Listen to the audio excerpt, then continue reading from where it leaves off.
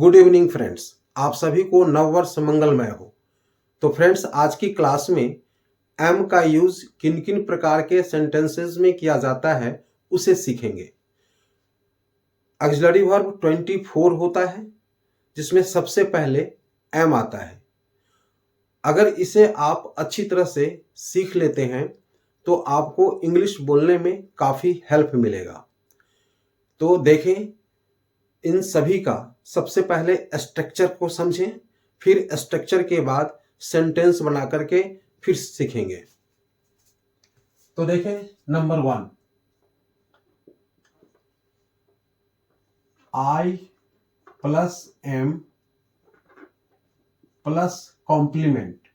और कॉम्प्लीमेंट में क्या क्या आता है? नाउन, नाउन का यूज करते हैं। एडजेक्टिव, एडजेक्टिव का यूज करते हैं। फिर एडजेक्टिव प्लस नाउन का यूज करते हैं। और प्रीपोजिशन, शॉर्ट में लेता हूं, प्रीपोजिशन प्लस नाउन का यूज करते हैं। तो ध्यान देंगे, ये आई प्लस एम प्लस कॉम्प्लीमेंट में नाउन भी आ सकता है स्पेशल, एडजेक्टिव भी आ सकता है स्पेशल, और एडजेक्टिव प्लस नाउन एक साथ आ सकता है, और प्रीपोजिशन प्लस नाउन भी एक साथ आ सकता है। नंबर 2 में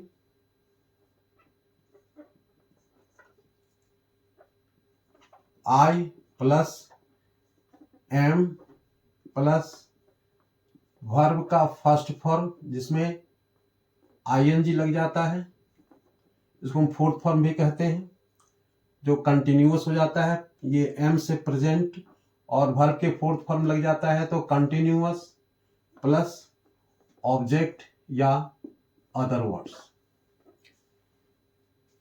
नंबर 3 में I plus am plus 2 plus verb का फर्स्ट फॉर्म प्लस ऑब्जेक्ट या अदर वर्ड्स। इसे तो हम प्रेजेंट कंटिन्यूअस कहेंगे, प्रेजेंट कंटिन्यूअस।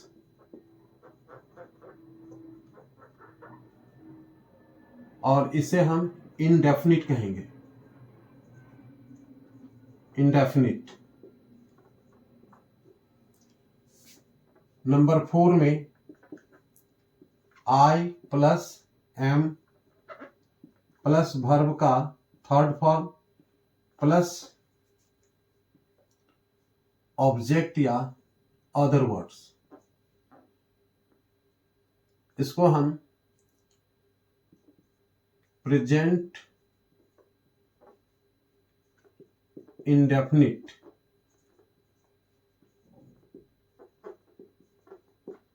का पैसिव, ये पैसिव में आ गया, ये प्रेजेंट इंडेफिनिट का पैसिव आ गया। नंबर 5 में I plus am plus being plus verb का third form plus by plus object या अदर वर्ड्स भी आता है। इसमें भी बाय हम लगा सकते हैं। तो देखें, इसको हम कहते हैं प्रेजेंट कंटिन्यूअस का पैसिव। ये हो गया प्रेजेंट कंटिन्यूअस का पैसिव। तो ये 5 टाइप के स्ट्रक्चर, इन पांचों में एम का यूज किया जाता है। और आप जानते हैं कि एम ओनली आई के साथ लगता है और किसी के साथ नहीं आता है। तो अब हम लोग सेंटेंस बना करके समझे। तो सबसे पहले हम नंबर 1 का इसका देखें। आई एम, जैसे I am Bharat, I am Bharat, या नाउन आ गया, मैं भरत हूं। अब इसमें देखो एम जो है ये है तो ऑक्सिलरी वर्ब, लेकिन यहां पर अभी मेन वर्ब का कार्य करता है, क्योंकि इसके आगे कोई वर्ब जब नहीं होता है तो ये मेन वर्ब कहलाता है, और जब इसके आगे कोई वर्ब होता है, इसके बाद अगर कोई वर्ब होता है तो वो फिर हेल्पिंग वर्ब कहलाता है। ये एम हेल्पिंग वर्ब कहलाता है, इसे ध्यान से समझेंगे। तो आई एम भरत, मैं भरत हूं। देखिए ये नाउन का यूज हो गया यहां पे। अब यहीं पर देखें, आई एम अ टीचर। अब ये कॉमन नाउन आया है टीचर, तो इसके पहले ए का यूज किया गया है। तो ए एन का, जब भी कॉमन काउंटेबल नाउन आता है तो उसके पहले ए या एन का यूज किया जाता है। तो यहां पर आई एम ए टीचर, इसका मतलब क्या हुआ, मैं एक अध्यापक हूं। इसी तरह से I am a good teacher, I am a good teacher, मैं एक अच्छा टीचर हूं। अब इसमें आ गया एडजेक्टिव प्लस नाउन, तो ये एडजेक्टिव हो गया, नाउन आ गया, ये आर्टिकल इसके साथ आएगा क्योंकि यहां नाउन आया है। तो अब देखिए अगला सेंटेंस, आई एम, अब यहां देखें प्रीपोजिशन का यूज हम करेंगे, जैसे I am in the coaching, I am in the coaching, मैं कोचिंग में हूं। या आई एम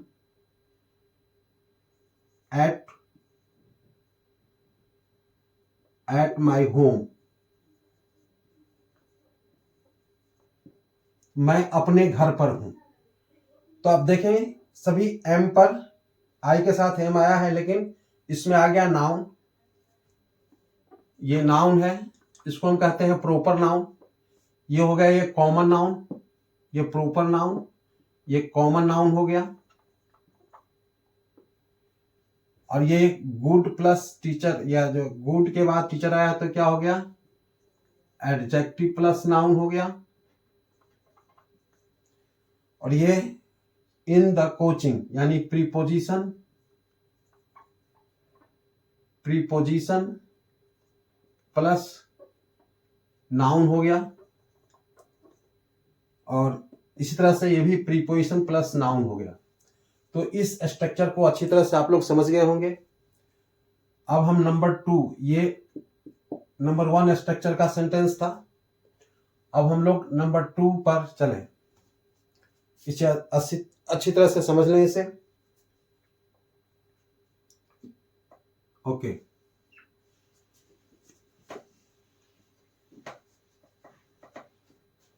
ये हो गया। अब हम लोग नंबर 2 पर चलें। नंबर 2 स्ट्रक्चर में क्या है, आई एम प्लस वर्ब के फर्स्ट फॉर्म, उसमें आईएनजी लग जाता है, यानी फोर्थ फॉर्म। जैसे I am teaching, I am teaching, तो क्या होगा इसका हिंदी, मैं पढ़ा रहा हूं। प्रेजेंट कंटिन्यूअस में आ गया। इसी तरह से आई एम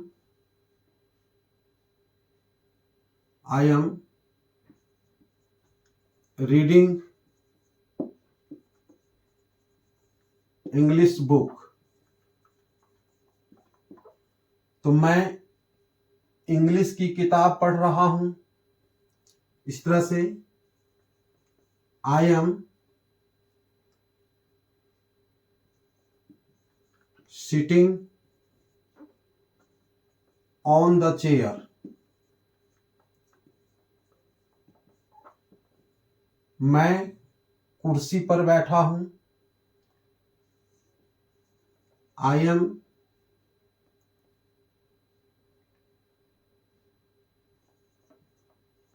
स्पीकिंग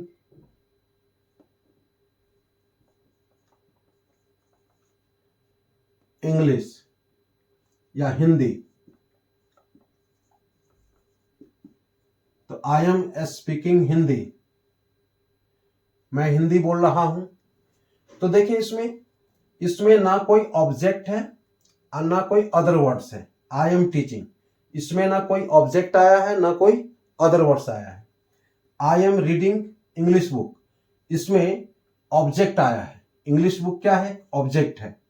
और I am sitting on the chair, ये अदर वर्ड्स है, ये ऑब्जेक्ट नहीं, ये अदर वर्ड्स है। तो ऑब्जेक्ट भी आ सकता है, अदर वर्ड्स भी आ सकता है। आई एम स्पीकिंग हिंदी, मैं हिंदी बोल रहा हूं, तो ये भी ऑब्जेक्ट है। तो ये आपका नंबर 2 स्ट्रक्चर पर सेंटेंस बनाए एम पर। अब हम लोग नंबर 3 पर चले, इसे ध्यान से समझ लें।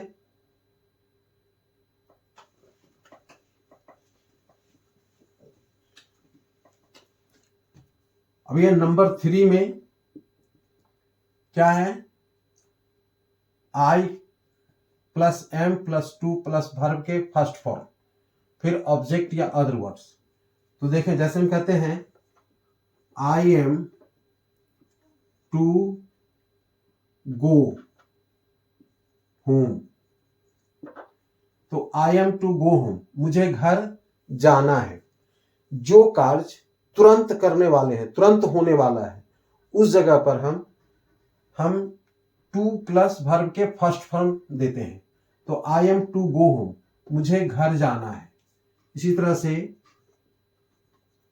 I am to eat, I am to eat, मुझे फूड यहां पर दे दें, तो मुझे खाना खाना है, मुझे खाना खाना है। यानी जो कार्य तुरंत हमें स्टार्ट करने वाले हैं, उस जगह हम इस तरह का इन्फिनिटिव का यूज करते हैं। I am to eat food, मुझे खाना खाना है। इस तरह से I am to watch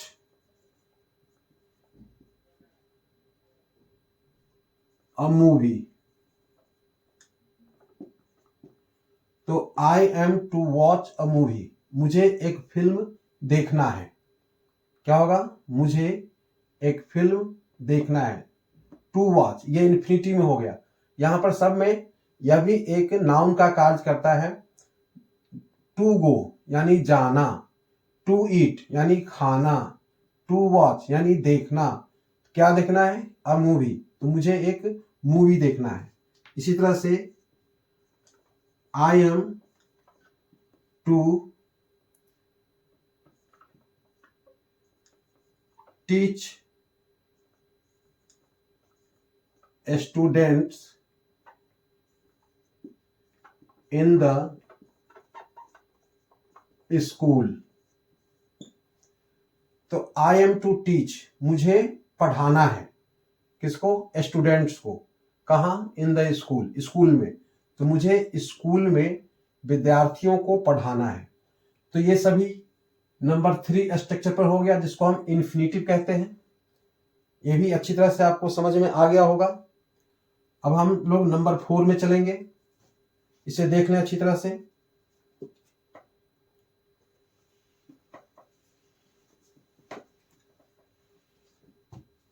number 4 में कौन सी स्ट्रक्चर है? आई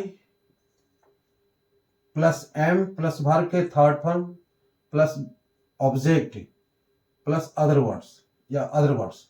इसे हम कहते हैं प्रेजेंट इंडेफिनिट में। इसको हम प्रेजेंट इंडेफिनिट की पैसिव में यूज करते हैं।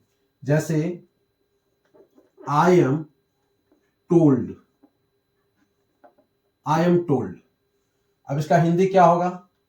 मुझे बोला जाता है, मुझे कहा जाता है, मुझे कहा जाता है, मुझे कहा जाता है या बताया जाता है। इसी तरह से आई एम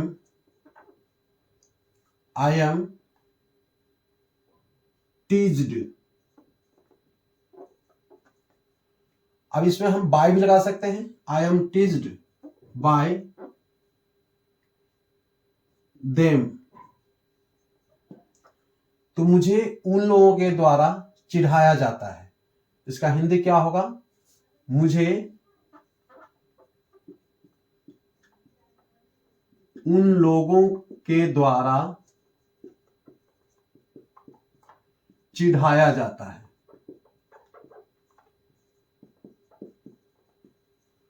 तो देखें एम का यूज कैसे हो गया। और भी देखें example, I am called, I am called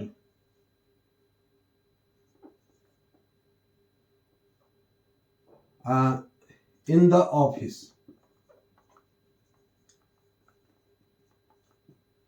तो I am called in the office, मुझे ऑफिस में बुलाया जाता है। एक और एग्जाम्पल लें, I am beaten by the teacher in the class. तो देखें आई एम बीटेन, मुझे पीटा जाता है, बाय द टीचर, टीचर के द्वारा, इन द क्लास, क्लास में। तो आप देखेंगे यहां पे आई एम टोल्ड, मुझे कहा जाता है, इसमें ना ऑब्जेक्ट आया है और ना अदर वर्ड्स आया है, सिर्फ आई एम टोल्ड। ये पैसिव में चला गया। एम के बाद वर्ब का थर्ड फॉर्म आ जाए तो वो पैसिव हो जाता है। I am teased bye them, मुझे उन लोगों के द्वारा चिढ़ाया जाता है। तो यहां भी ऑब्जेक्ट आ गया, इसमें ऑब्जेक्ट आ गया। आई am called in the office, ये अदर वर्ड्स आ गया, ये ऑब्जेक्ट नहीं है। तो I am called in the office, मुझे ऑफिस में बुलाया जाता है। इसका हिंदी, अब सबका हिंदी लिखना और टाइम लग जाता है, इसलिए मैं बोल देता हूं, उसी से आप लोग समझ जाएं। तो I am called in the office, मुझे ऑफिस में बुलाया जाता है। आई am beaten by the teacher, मुझे टीचर के द्वारा पीटा जाता है। इन द क्लास, क्लास में, तो मुझे क्लास में टीचर के द्वारा पीटा जाता है। तो ये आपका नंबर 4 भी कंप्लीट हो गया, ये स्ट्रक्चर भी कंप्लीट हो गया। अच्छी तरह समझ लें। अब हम नंबर 5 वाले स्ट्रक्चर पर सेंटेंस बनाएंगे।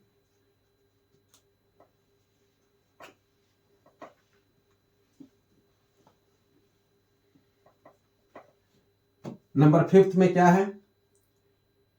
आई plus am plus being plus verb के third form plus by plus object या अदर वर्ड्स।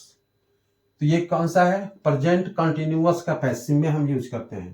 तो 5th में देखें यहां पे, जैसे I am being, I am being teaching, I am being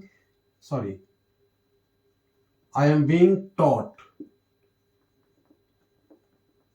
teach का थर्ड फॉर्म टॉट होता है। तो आई एम बीइंग टॉट, मुझे पढ़ाया जा रहा है। इसका हिंदी क्या होगा? मुझे पढ़ाया जा रहा है। और एग्जाम्पल देखें, I am being helped, I am being helped by him, मुझे उसके द्वारा मदद किया जा रहा है। मुझे उसके द्वारा, यहां पर किसी का नाम भी दे सकते हैं, राम श्याम मोहन, किसी का भी नाम दे सकते हैं। राम दे देंगे तो राम के द्वारा मदद किया जा रहा है। तो यहां पर इसका हिंदी क्या हो जाएगा? मुझे उसके द्वारा मदद किया जा रहा है। अगला सेंटेंस देखें, I am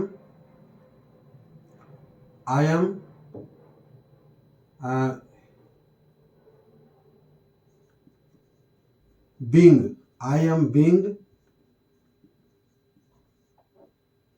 teased,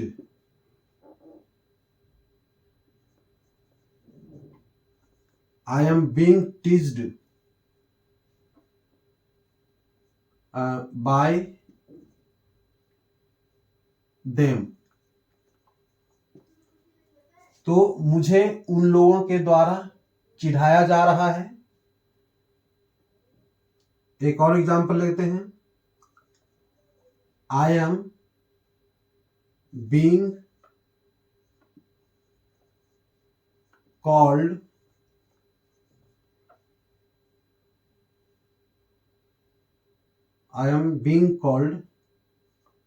in the office. तो मुझे ऑफिस में बुलाया जा रहा है. तो यहां देखें, I am being taught, मुझे बुलाया जा रहा है. इसमें ना कोई ऑब्जेक्ट है और ना कोई अदर वर्ड्स है इस सेंटेंस में. I am being helped by him, मुझे उसके द्वारा मदद किया जा रहा है. तो यहां ऑब्जेक्ट आ गया, ये ऑब्जेक्ट हो गया by him. I am being teased by them, ये भी ऑब्जेक्ट हो गया them. मुझे उन लोगों के द्वारा चिढ़ाया जा रहा है.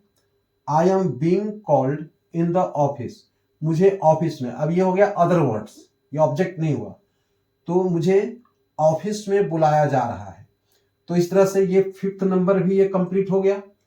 तो आप लोगों का ये कॉन्सेप्ट क्लियर अच्छी तरह से हो गया होगा.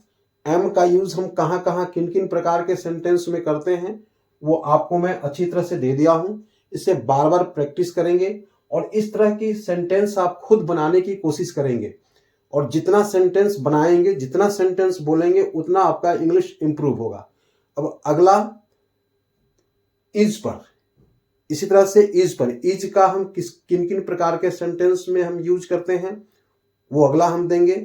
तो आपका ये पूरा कॉन्सेप्ट क्लियर होता जाएगा और आपका इंग्लिश काफ़ी इम्प्रूव होगा इससे, और आपको इंग्लिश बोलने में काफ़ी ये मदद करेगा. तो दोस्तों, अगर वीडियो पसंद हो तो फिर कहने की कोई ज़रूरत नहीं, आप लोग समझते ही हैं. अगर ना पसंद हो तो कमेंट अवश्य करेंगे. फिर अगले वीडियो में मिलेंगे. ओके, बाय बाय, जय हिंद.